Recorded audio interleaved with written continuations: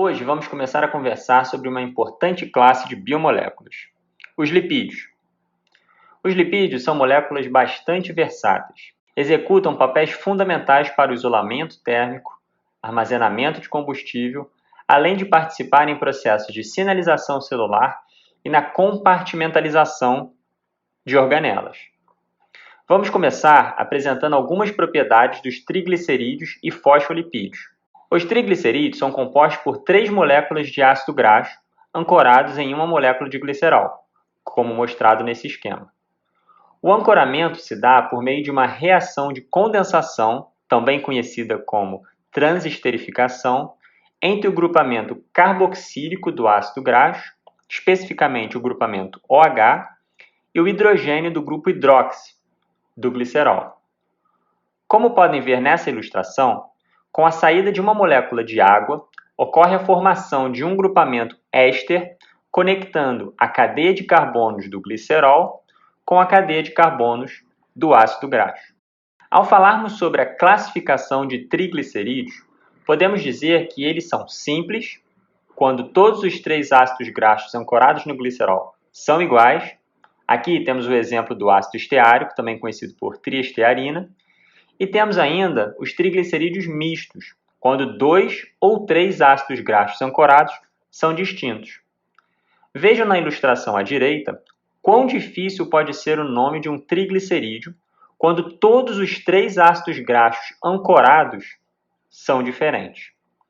Já que triglicerídeos mistos são formados, essa observação mostra o grande número de possibilidades existentes para a formação de uma ainda maior diversidade de triglicerídeos.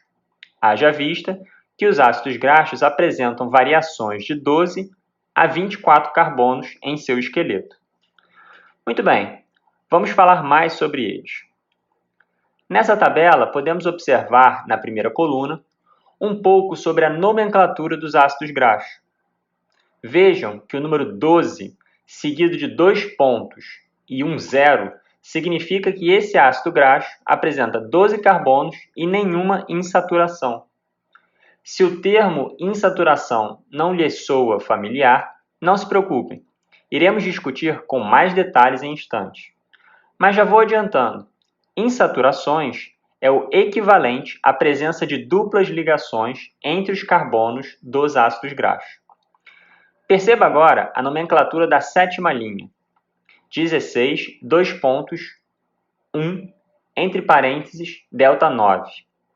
Apesar de parecer complicado, o significado é muito simples. Estamos aqui falando de um ácido graxo de 16 carbonos, contendo uma insaturação, e esta insaturação ocorre no carbono 9. Lembrando que a contagem de carbonos começa do carbono do grupo carboxila. De posse disso, conseguimos agora entender o significado de quaisquer outros ácidos graxos, por exemplo, o ácido araquidônico, último na linha dessa tabela. Sabemos que ele é composto por 20 carbonos, contendo 4 insaturações nos carbonos 5, 8, 11 e 14. Outro ponto interessante a ressaltar dessa tabela é a coluna referente ao nome comum do ácido graxo e a origem latim de seu nome. Antes de seguir com os próximos conceitos sobre ácidos graxos e triglicerídeos, tenho que fornecer algumas outras informações importantes. A primeira é que as propriedades físico-químicas de um ácido graxo são em muito determinadas pelo comprimento da cadeia de carbono e o número de insaturações. Por exemplo, quanto mais longa for a cadeia de carbono e menor o número de insaturações, menos solúvel será esse ácido graxo, ou seja, ele será mais hidrofóbico. Para entender a lógica por detrás dessa observação, temos que pensar no comportamento da estrutura química de um ácido graxo ao longo do tempo, ou seja, na sua dinâmica molecular. Uma cadeia de carbono conectada apenas por ligações do tipo simples, ou seja, sem insaturações, terá uma maior liberdade conformacional para que esses átomos de carbono se movam livremente no espaço. Movimentar livremente significa ter maior flexibilidade de movimentos e, portanto, poderão buscar a conformação que se apresente mais estável ou que alcance o mínimo gasto de energia. No caso de um ácido graxo saturado, essa conformação que estamos falando é a conformação totalmente estendida. Imagine agora que inúmeros ácidos graxos saturados se organizem nessa conformação que lhes disse, a mais estendida, um seguido do outro. A esse tipo de arranjo periódico e com moléculas semelhantes, damos o nome de arranjo cristalino, onde as moléculas alcançam uma conformação muito compactada.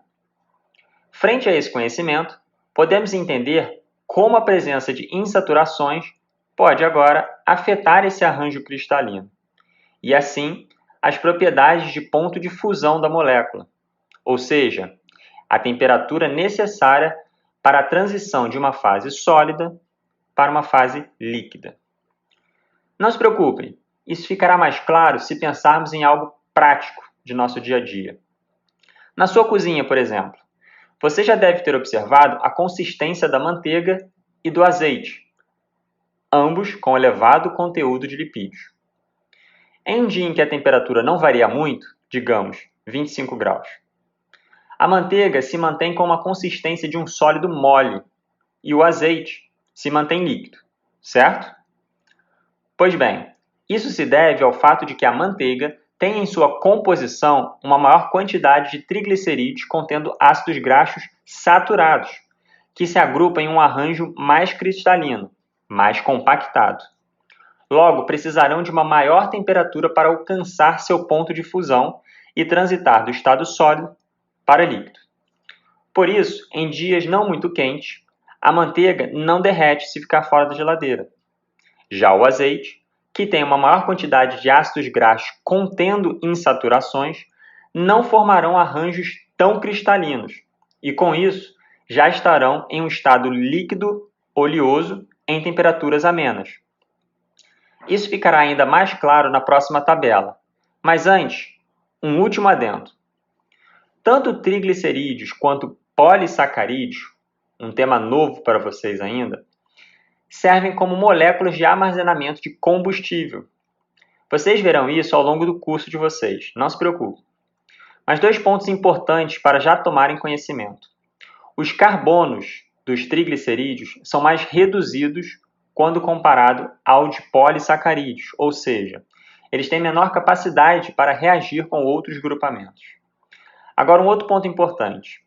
Os triglicerídeos não carregam também consigo um peso extra de interação com moléculas de água, algo que ocorre com os polissacarídeos. Dando continuidade. Na tabela desse slide, eu trouxe alguns exemplos de resultados para exemplificar o efeito do número de carbonos e a presença de insaturações de ácidos graxos no ponto de fusão dessas moléculas. Vejam, por exemplo, que o triglicerídeo formado por 3 moléculas de ácido láurico, LLL, apresenta um ponto de fusão de 46 graus, ou seja, aos 46 graus ocorre a transição desse triglicerídeo de um estado sólido para líquido. E a energia necessária para que esse processo ocorra é de 186 joules por grama. Vejam que à medida que aumentamos o número de carbonos no triacilglicerol com ácidos mirísticos, palmítico e esteárico, nas indicações MMM, PPP e SSS, aumentamos proporcionalmente a temperatura do ponto de fusão para que ocorra a transição de um estado para outro e, consequentemente, a energia necessária para que esse processo ocorra. Veja que interessante agora se introduzirmos apenas uma insaturação no triglicerídeo, nesse caso formado por ácido oleico. O ponto de fusão vai para 5 graus e a energia do processo também cai drasticamente. O ácido oleico, a propósito, é um dos principais constituintes do azeite de oliva, o que nos explica o porquê dele ser um líquido oleoso. Apenas abaixo de 5 graus, ele teria a capacidade de ir para o estado sólido. Veja também que à medida que aumentamos o número de insaturações, diminuímos cada vez mais a temperatura do ponto de fusão, como nos exemplos dos triglicerídeos compostos por ácido linoleico e linolênico. Agora que já entendemos melhor o efeito do tamanho da cadeia de carbonos e a presença de insaturações nas propriedades de fusão de triglicerídeos, vamos falar um pouco mais sobre a classificação das insaturações. As gorduras ditas popularmente saturadas são aquelas que não apresentam insaturações, logo terão um alto grau de empacotamento e alto ponto de fusão, como já discutimos. São formadas apenas por ligações simples na cadeia de carbonos. Quando falamos agora de insaturações, podemos dividi-las em gorduras transinsaturadas e cis-insaturadas. As denominações cis e trans se referem à isomeria geométrica da molécula, ou seja, à localização dos substituintes dos carbonos que participam da dupla ligação. Se esses substituintes, no caso do desenho, nesse slide, átomos de hidrogênio, que são representados pelos traços verticais, estiverem do mesmo lado da dupla ligação, utilizamos a denominação cis, e quando em lados opostos, trans. Gorduras do tipo trans insaturadas são muito nocivas à nossa saúde. Mas o que as fazem ser tão nocivas? Bem, um primeiro ponto é que elas não são muito comuns na natureza e são formadas por uma reação conhecida por hidrogenação de alguns óleos vegetais. Esse tipo de reação é muito comum na indústria alimentícia. Muitos alimentos processados contêm gorduras do tipo trans, pois aumentam a palatabilidade e textura do alimento, além de seu tempo de prateleira, algo de interesse de indústrias de alimento, quando o assunto é escalonamento da produção e lucro. Entre esses alimentos incluem-se os biscoitos, frituras, salgadinhos, sorvete, entre vários outros. Outro obstáculo para as gorduras trans é que nosso organismo não consegue sintetizar e nem processar esse tipo de lipídio. Com isso, o acúmulo desse material pode acarretar complicações que chegam ao nível patológico. Por exemplo, quando se depositam na região abaixo de nossas células da circulação sanguínea, a região subendotelial, seu acúmulo pode restringir a passagem de sangue e, com isso, diminuição do aporte de oxigênio ao tecido alimentado por essa rede de vasos. A consequência disso é morte tecidual. Cientes dos perigos das gorduras transinsaturadas, vamos ver como a longa cadeia de carbonos de ácidos graxos saturados, cis e transinsaturados, se comportam no espaço e podem afetar seu nível de empacotamento. Vejam nesse slide a comparação entre um triglicerídeo contendo apenas cadeias de ácido graxo saturado com um contendo uma cis-insaturação. O efeito imediato que pode ser observado mediante a presença de uma cis-insaturação é a distorção na cadeia de carbonos. Isso acarreterá um menor empacotamento dessas moléculas, diminuindo seu ponto de fusão. Agora, entre um cis e um transinsaturado, como no caso do ácido cis e transoleico.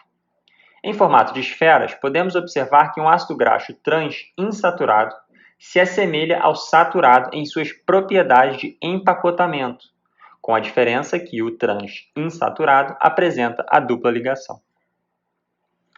Muito bem, vamos falar agora um pouco sobre uma outra classe de lipídios, os fosfolipídios. Esse tipo de lipídio tem função tão essencial no processo de formação das membranas biológicas que aprofundaremos sobre o tema em uma próxima aula. Aqui, iremos focar apenas nos conceitos básicos desse grupo de moléculas.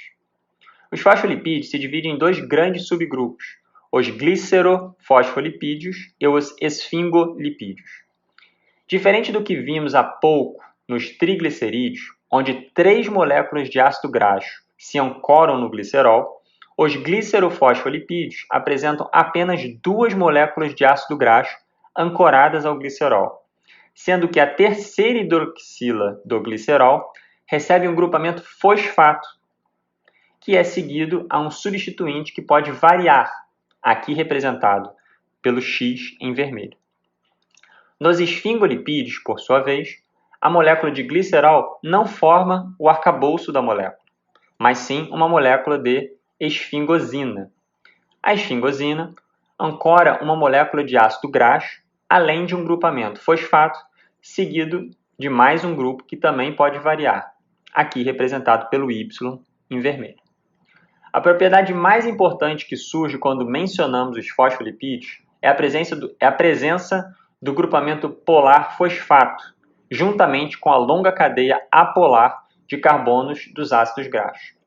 A presença mútua de polaridade e apolaridade em fosfolipídios é o que confere sua principal característica. Fosfolipídios são moléculas anfipáticas, ou seja, apresentam essa propriedade antagônica de parte polar e parte apolar. A implicação dessa propriedade anfipática está no cerne para o entendimento da formação de bicamadas lipídicas. Veja no próximo slide a representação em bastão à esquerda e em esferas à direita de um fosfolipídio. Observem que existe uma região chamada cauda hidrofóbica, composta pelas longas cadeias de carbono do ácido graxo, ou seja, a região que tem aversão a moléculas de água. E uma cabeça polar hidrofílica, composta pelo grupo fosfato e a variante, aqui no caso uma molécula de colina, que não apresenta aversão a moléculas de água. A consequência dessa propriedade anfipática dos fosfolipídios é se organizar de tal forma que as cabeças hidrofílicas se voltam para uma região contendo moléculas de água, enquanto as caudas hidrofóbicas se escondem da água. Arranjo esse ilustrado nesse esquema. Cabe ressaltar que diferentes tipos de estruturas podem ser formadas com esses tipos de fosfolipídios, como as representadas nesse slide. Bicamadas lipídicas são centrais no processo de compartimentalização de organelas para a execução de funções específicas, mas estruturas como lipossomos e micelas também são comumente formadas em processo de importação e exportação de uma série de outras moléculas no interior da célula. Nesses casos, chamamos pelos nomes de endossomos e exossomos. Ao se tratar dos grupamentos substituintes mais comuns observados nos fosfolipídios, podemos observar nessa tabela alguns exemplos em vermelho. O ácido fosfatídico apresenta apenas um hidrogênio como substituinte, diferente da etanolamina, que apresenta um grupamento etanolamina como substituinte, e assim por diante.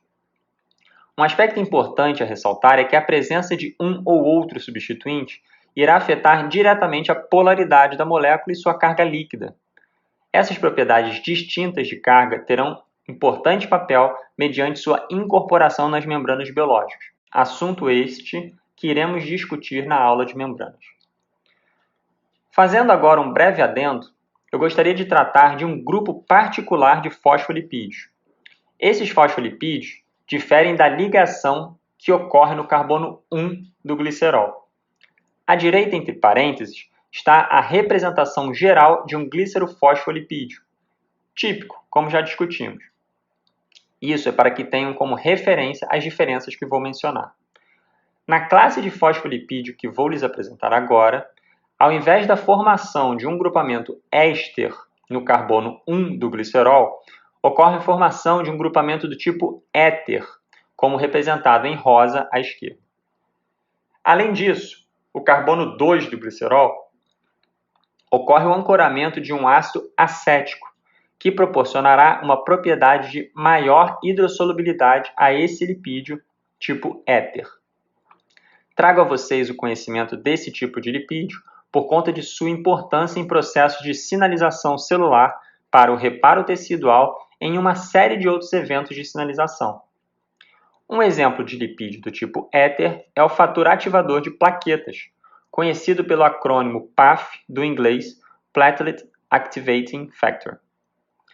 Muitas células do sangue, como as conhecidas polimorfonucleares, monócitos e também as plaquetas, apresentam receptores para PAF, ou seja, moléculas na superfície celular que serão capazes de reconhecer o PAF e ativar vias internas de sinalização para a execução de tarefas específicas nessas células.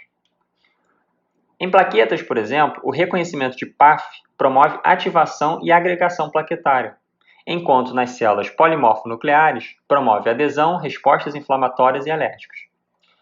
Um exemplo de nosso cotidiano é o que ocorre mediante uma injúria tecidual. Um pequeno corte no dedo, vamos imaginar.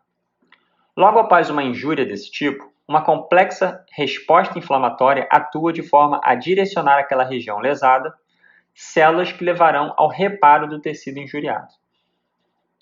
Um dos processos que ocorre está exemplificado na ilustração de células polimorfonucleares no interior de um vaso sanguíneo, aqui à direita. 3 são os mecanismos que ocorrem para que essas células saiam do sangue e alcancem o tecido.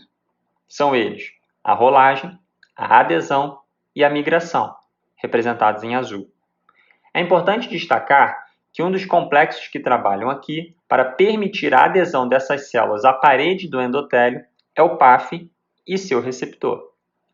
Essa adesão, juntamente com a participação de uma série de outras moléculas, facilita o processo de diapedese dessas células, ou seja, sua saída da circulação e a entrada para o tecido que sofreu o corte.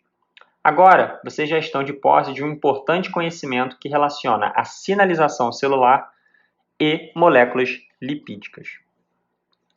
Dando continuidade, falaremos um pouco mais dos esfingolipídios.